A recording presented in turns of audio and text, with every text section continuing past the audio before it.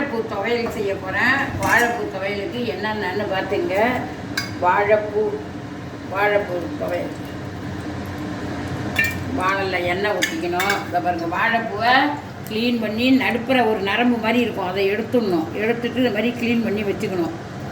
வச்சுக்கிட்டு க்ளீன் பண்ணி அரிஞ்சு வச்சுங்க. அப்புறம் பெருங்காயம் போடுறதில்ல. பெருங்காயத்தை வறுத்து எடுத்துக்கிட்டேன். அஞ்சாறு பட்டி வச்சுக்கிட்டிங்கன்னா, அஞ்சாறு பட்டியில் எல்லாம் வச்சுக்கிட்டிங்கன்னா சமையலுக்கு கிட்ட அப்படியே பக்குவமாக இருக்கும். வேலை ரொம்ப ஈஸியாக இருக்கும். இதில் வாழைப்பூ துவையலுக்கு வேண்டிய மிளகா போட்டுக்கிட்டோம். மிளகாயும் வறுத்துக்கணும்.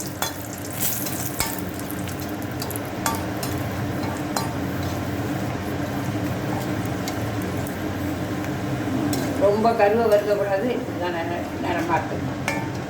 மிளகா வறுத்தாச்சு, வெங்காயம் வறுத்தாச்சு. அடுத்தது உளுத்தம்பருப்பு, உளுந்து கொஞ்சமாக உளுந்து.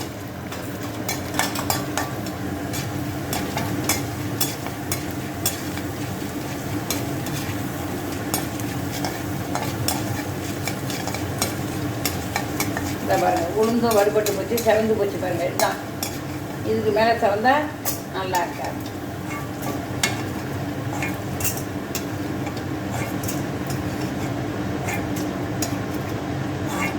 அப்புறம் வெங்காய வடகம் இருக்குல்ல, கருவடகம், வெங்காய வடகம் தாளிக்கிற வடகம், அது கொஞ்சம் வறுத்துக்கணும். வாழைப்பூ துவையலுக்கு இதெல்லாம் முக்கியம். இது எண்ணெயில் பொரிச்சுக்கணும். வெங்காய வடை வட்டை இந்த பொரியுது பாருங்க. எல்லாம் பொரிஞ்சதும் இதையும் எடுத்துக்கணும்.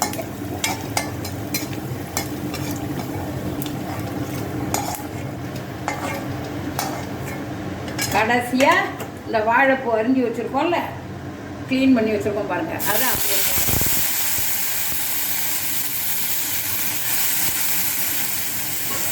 இது வயிற்று புண்ணு ஆட்டும், வாய் புண்ணு வயிறு புண்ணெல்லாம் ஆட்டும். நல்லா டேஸ்ட்டாகவும் இருக்கும், சுவையாக இருக்கும்.